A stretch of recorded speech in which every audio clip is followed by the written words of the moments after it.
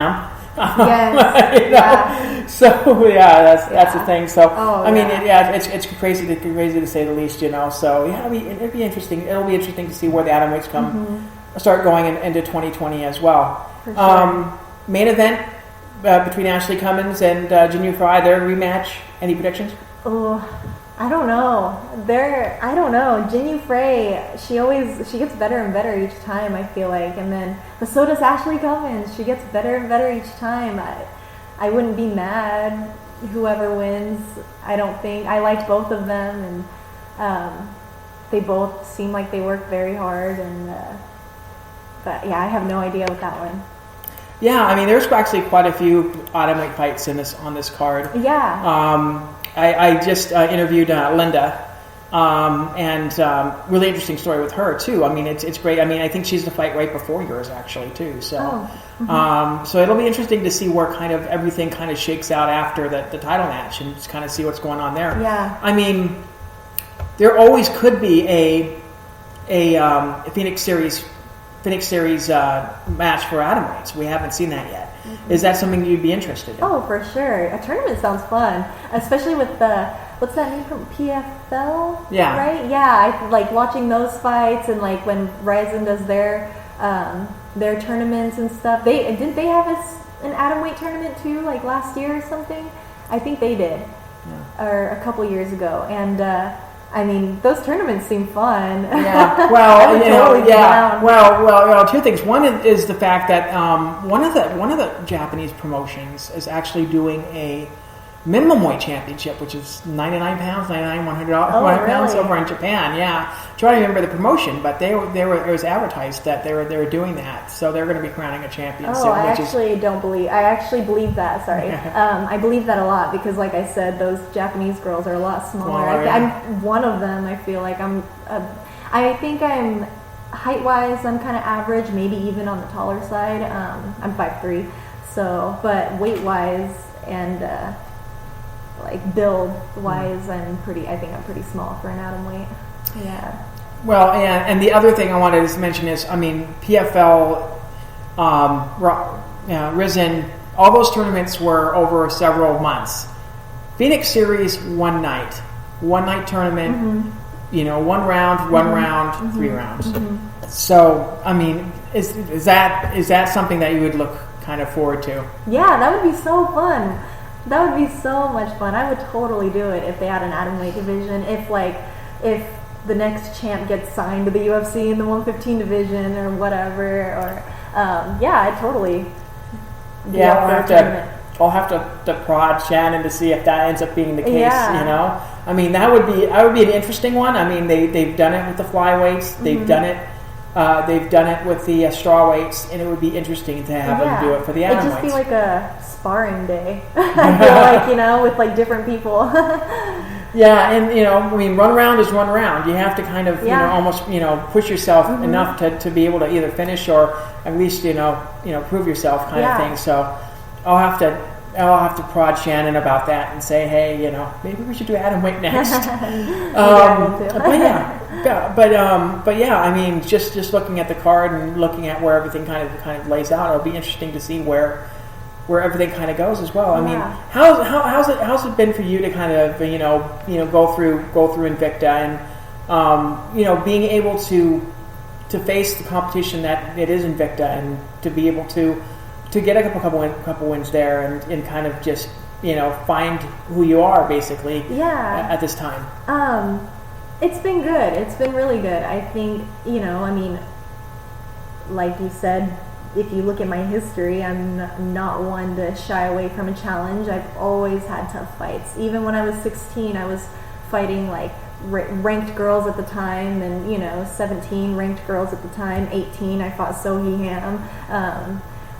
20, I fought Amber Brown, who then fought for the title. You know, like, I've always had tough challenges, and I think that that's kind of where I am a little different than from the other girls, because my record might not be the greatest record in the world, but since I was 16, I've been fighting big names at the time and like tough girls and, you know, big opponents, and I'm not one to shy away from that challenge. I don't really care about the results. I mean, I do, of course. I go into every fight, go looking for a win, but I just the challenge, I think, is the important part, especially for young girls. Like me when I was 16 and 17 and 18, just those opportunities and like how much I can push myself and see what I can do against these tough girls. And I think it's just been a cool process. And then when I got signed with Invicta when I was 20, my first fight, 10 days notice, was with Amber Brown. You know what I mean? I didn't say no. I didn't hesitate. I just took the fight and I said, yes, this is what I want to do. And I think that's kind of what makes me different from other girls. I don't really take fights because I think I can, this kind of seems like an easy fight, or, oh, maybe that's a little dangerous, maybe I shouldn't take it. No, just give me a name and I will fight you, I will prove to you that I can stand my ground.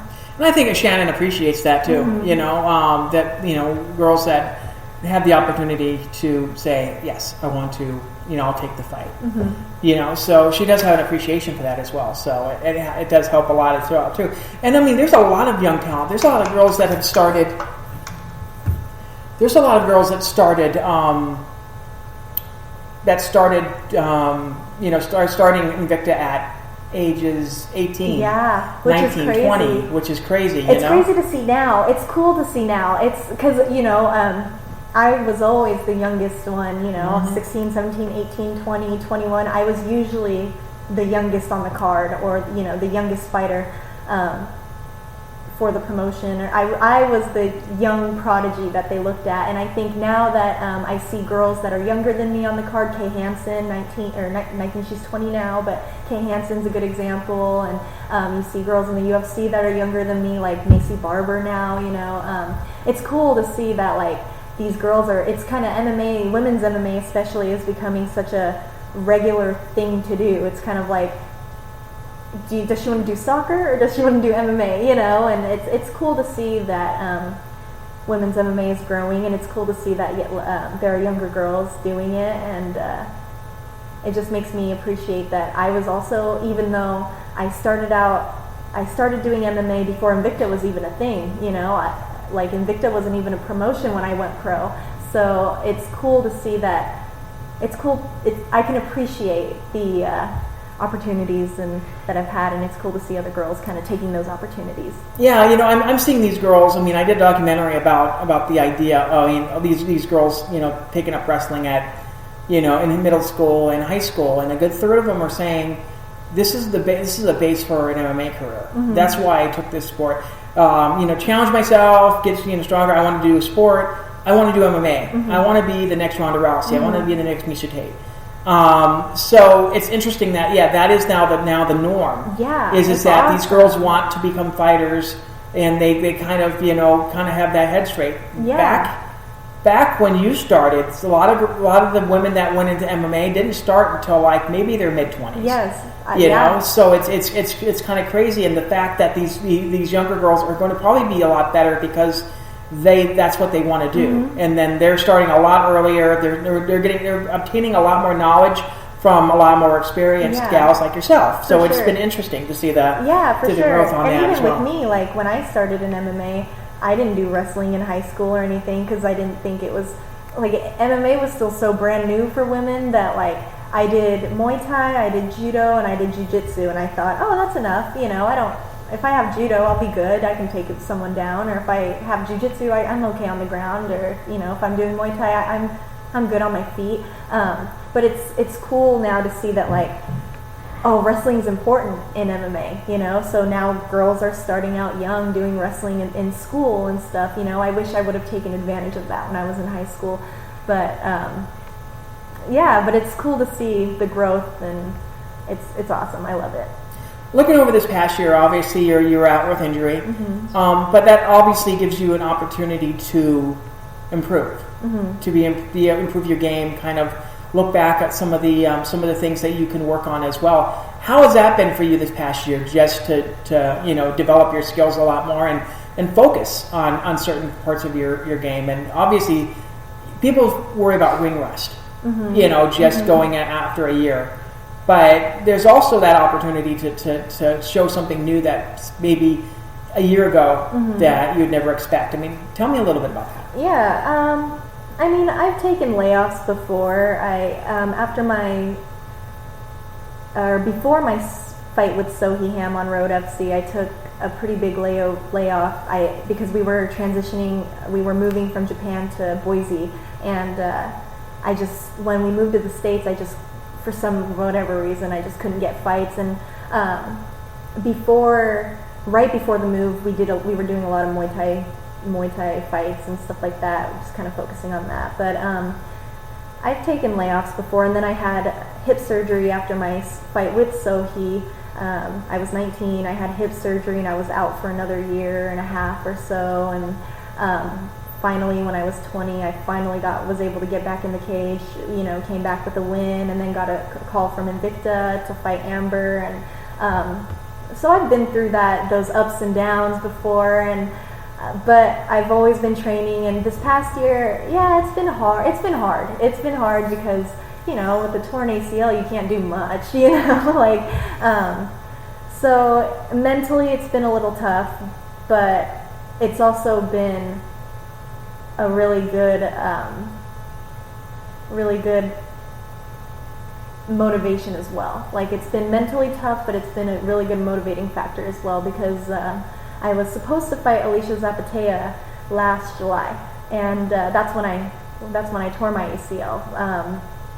Was training for that camp, and that was the first time I had to pull out of a fight, which was hard for me, but man, it just kind of, this flame inside of me just like grew, and I just wanted to be better in 2 days and get another fight signed. And I think getting something like that taken away from you is definitely something that motivates you. And of course, after surgery, it was kind of tough, not being able to walk and do much or anything. I think mentally it was kind of tough on me, but the more progress I saw in my knee, the fast, quick progress and the fast, quick recovery that I saw in my knee just kind of motivated me more and more. And watching the Invicta fights as I was recovering, and watching these atomweights, and even watching my teammates back in Idaho, even though I wasn't able to train too much, when they would have fights and stuff, they were all kind of leveling up and progressing, and